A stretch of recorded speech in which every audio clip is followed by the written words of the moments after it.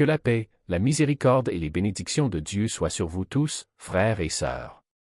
Bienvenue encore une fois sur la chaîne Shahada Islamica. Pendant des siècles, la Suisse a été façonnée presque exclusivement par le christianisme, une influence qui a défini non seulement son paysage religieux mais aussi son identité, ses valeurs et même ses institutions politiques. Pendant des générations, le pays a connu une division historique entre catholiques et protestants, héritage de la Réforme et consolidée par l'autonomie de ses cantons. La foi chrétienne n'était pas seulement une question de croyance personnelle, mais un pilier qui soutenait la cohésion sociale et l'organisation de l'État, même avec l'avancée progressive d'un système laïque. Jusqu'au milieu du XXe siècle, l'islam était pratiquement inexistant en Suisse. Cela ne faisait pas partie de la mémoire collective, des débats publics ou des structures institutionnelles. Pour les Suisses, l'islam n'est qu'une réalité lointaine, associée à d'autres régions du monde, comme le Moyen-Orient, certaines parties de l'Asie et de l'Afrique. Cette absence ne résulte pas de politique d'exclusion, mais de circonstances historiques. La Suisse n'a jamais eu de passé colonial dans des pays à majorité musulmane et sa situation géographique limite ses contacts avec les sociétés islamiques. Ainsi, l'islam n'a jamais pris racine profondément dans le pays, contrairement au christianisme ou au judaïsme. Ce qui rend cette transformation moderne si impressionnante, c'est la rapidité avec laquelle elle s'est produite. Dans une nation connue pour sa stabilité, ses traditions et sa lente évolution, l'émergence de l'islam en tant que présence religieuse visible en quelques décennies seulement représente une rupture radicale avec son passé religieux homogène. Alors que le christianisme a dominé la Suisse pendant des siècles, la montée de l'islam est un phénomène récent et sans précédent. Avant 1960, la présence musulmane dans le pays était quasiment nulle. Il n'y avait pas de communauté organisée, d'institutions permanentes ou de vie religieuse structurée liée à l'islam. Quand on parle de « zéro », cela ne veut pas dire qu'il n'y avait pas de musulmans, mais plutôt qu'il n'y avait pas un groupe suffisamment grand pour être socialement ou statistiquement pertinent. Les rares personnes qui vivaient en Suisse étaient des individus isolés, diplomates à Berne ou à Genève, étudiants universitaires, commerçants internationaux ou professionnels en déplacement. Leur séjour était court et ils ne formaient pas de réseaux sociaux ou religieux durables. Il n'y avait ni mosquée, ni association islamique, ni espace public dédié au culte musulman. Lorsqu'ils pratiquaient leur foi, ils le faisaient discrètement, sans laisser de traces visibles. L'islam n'apparaissait tout simplement pas dans les recensements, les discussions politiques ou les débats publics.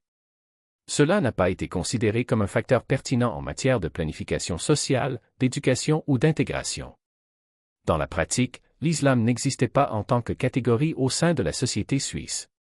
L'État n'avait aucune raison de la réglementer, de la reconnaître ou d'en débattre. Ce point de départ est fondamental pour comprendre la profondeur du changement qui s'ensuivrait.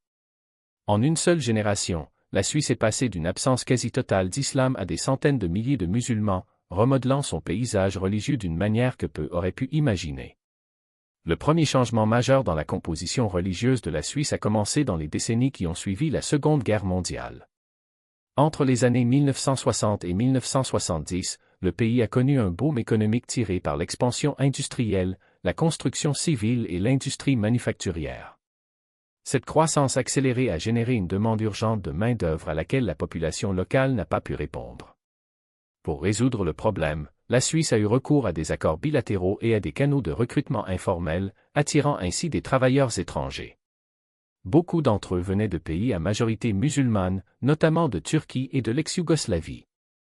Pour la première fois, des musulmans arrivaient en Suisse en nombre suffisant pour commencer à jeter les bases d'une future communauté. Cependant, cette migration n'avait pas vocation à être permanente. Les politiques de l'époque traitaient ces travailleurs comme du travail temporaire, les fameux « travailleurs invités ». L'espoir était qu'ils répondent à leurs besoins économiques puis retournent dans leur pays d'origine. Il n'existe donc pas de stratégie à long terme d'intégration, d'inclusion culturelle ou d'adaptation religieuse. Les conditions de vie reflétaient ce caractère provisoire. Les migrants étaient hébergés dans des logements collectifs, séparés de leurs familles et peu impliqués dans la vie sociale. La pratique religieuse continue à être limitée à la sphère privée, informelle et invisible. Il n'y avait ni mosquée formelle, ni institution islamique, ni aucune reconnaissance publique de l'islam en tant que présence religieuse. Malgré ces limites, cette période marque un tournant. Ce qui a commencé comme une migration temporaire de travail a introduit pour la première fois l'islam de manière structurelle dans la société suisse. Même si les décideurs politiques n'avaient pas prévu l'installation de ces travailleurs, leur présence a jeté les bases démographiques du regroupement familial, de la formation de communautés et de la résidence à long terme. Les racines de la population musulmane en Suisse ne sont pas dues à une planification religieuse, mais à des nécessités économiques. Dans les années 1980 et au début des années 1990, le profil de la présence musulmane en Suisse commence à se transformer radicalement. Ce qui avait commencé comme une migration temporaire de travailleurs est progressivement devenu un processus d'installation permanente. Avec la stabilisation économique et l'évolution des lois, de nombreux migrants ont amené leur famille dans le pays grâce aux politiques de regroupement familial. Ce changement transforme les travailleurs isolés en unités familiales stables. Les femmes et les enfants rejoignent ceux qui vivaient seuls auparavant et la vie de famille s'enracine dans les villes et les régions industrielles suisses. Pour la première fois, des enfants musulmans naissaient sur le sol suisse et entraient dans le système éducatif national, fréquentant les écoles aux côtés de leurs camarades suisses. Avec l'émergence des familles, le besoin d'infrastructures religieuses et sociales s'est accru. Des salles de prière de fortune ont commencé à apparaître dans des appartements loués, des sous-sols, des usines et des espaces commerciaux reconvertis. Il ne s'agissait pas de mosquées construites à cet effet, mais de lieux fonctionnels permettant la pratique fondamentale de la foi. Dans le même temps, des associations islamiques et des organisations culturelles ont commencé à se former, souvent organisées selon des critères ethniques ou nationaux. L'islam a commencé à acquérir une visibilité sociale limitée au cours de cette période. Les communautés musulmanes sont devenues plus visibles dans les quartiers, les écoles et les lieux de travail, même si elles sont restées hors du radar national. Les institutions publiques continuent de considérer l'islam comme un phénomène marginal et le débat politique ou médiatique sur l'intégration des musulmans est quasiment inexistant. Malgré cela, les bases de communautés musulmanes permanentes étaient déjà posées. Cette période marque une transition décisive. L'islam est passé d'une présence temporaire, liée uniquement à la demande de travail, à une partie intégrante du tissu social suisse, soutenue par des familles qui s'enracinent et construisent leur avenir dans le pays. Le paysage du pays, mais aussi des citoyens qui y ont déjà façonné leur propre histoire. Il ne s'agit plus d'une présence passagère attendant d'être reconnue, mais d'une réalité consolidée qui demande et mérite d'être vue dans sa complexité. L'intégration, dans ce contexte, a cessé d'être un défi unidirectionnel et est devenu un dialogue. Il ne s'agit plus d'assimiler une communauté, mais de reconnaître que ces multiples voix font déjà partie du récit suisse. Les deuxième et troisième générations, en particulier, incarnent cette transformation, elles ont grandi entre deux mondes, mais appartiennent pleinement aux deux. Ils parlent allemand, français ou italien avec le même naturel avec lequel ils préservent les traditions familiales, négociant leurs identités sans en renoncer à aucune. Pour eux, l'islam n'est pas un obstacle à l'intégration, mais l'un des piliers qui les relie à un héritage culturel et en même temps un élément qui s'adapte, se réinvente et s'entremêle aux valeurs suisses. Cependant, cette réalité ne se reflète pas toujours dans le débat public. Les récits qui réduisent les musulmans à des stéréotypes persistent, comme s'ils constituaient un bloc homogène de croyances et de pratiques, ou comme si leur présence représentait une menace pour la cohésion sociale. Ces opinions ignorent non seulement la diversité interne de la communauté, mais aussi le fait que la majorité des musulmans suisses vivent leur foi de manière discrète et conforme aux normes du pays. La mosquée locale, pour beaucoup, est un espace de rencontre et de soutien mutuel, et non un symbole de division. Le jeûne du Ramadan est observé dans le respect du droit du travail et les célébrations religieuses sont adaptées à la routine d'une société laïcisée. Ce qui devrait paraître évident que la foi peut coexister avec la pleine citoyenneté doit encore être réitéré, comme si la normalité de cette coexistence n'était pas, en soi, la preuve la plus éloquente d'intégration. Les institutions suisses, quant à elles, ont un rôle décisif à jouer.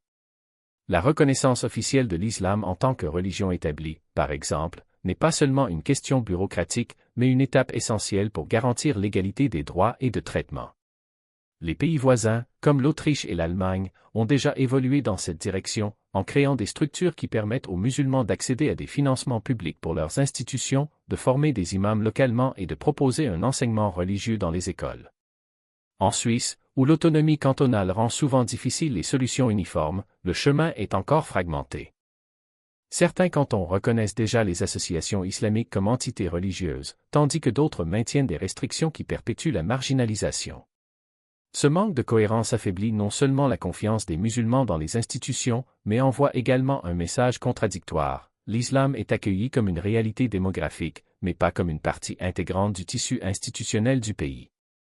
Le défi n'est donc plus de savoir si l'islam appartient à la Suisse, c'est déjà le cas, mais de savoir comment cette appartenance sera vécue et reconnue. Les décennies à venir nécessiteront un effort concerté, de la part de l'État, pour garantir que les politiques publiques reflètent la diversité religieuse sans céder aux pressions populistes, de la part de la société, pour surmonter les préjugés et adopter une vision de l'identité nationale qui soit inclusive sans être dilutive, et de la part de la communauté musulmane elle-même, de continuer à construire des ponts, en participant activement au débat public et en démontrant que sa présence n'est pas un problème à gérer, mais une opportunité d'enrichir le pays. La Suisse a prouvé, tout au long de son histoire, qu'elle était capable de concilier tradition et changement, unité et diversité. L'islam, aujourd'hui, n'est qu'un autre chapitre de cette trajectoire, un chapitre qui, comme tous les autres, sera écrit non par des discours incendiaires ou des craintes infondées, mais par la réalité concrète de millions de personnes qui ont choisi, jour après jour, de faire de ce pays leur foyer. Et c'est avant tout dans ce choix que réside la véritable intégration. Mais une présence consolidée, dont les pas façonnent déjà le présent. Ce sont des travailleurs, des étudiants, des professionnels, des parents et des citoyens qui construisent leur vie dans les mêmes cadres sociaux et juridiques qui définissent la Suisse. L'islam, aujourd'hui, n'est plus une promesse d'avenir, mais une réalité qui se vit dans la rue, à l'école et sur le lieu de travail, une coexistence qui fait désormais partie de la vie quotidienne d'une société mature et diversifiée. Dans la vie de tous les jours, la majorité des musulmans suisses partagent les mêmes institutions que le reste de la population.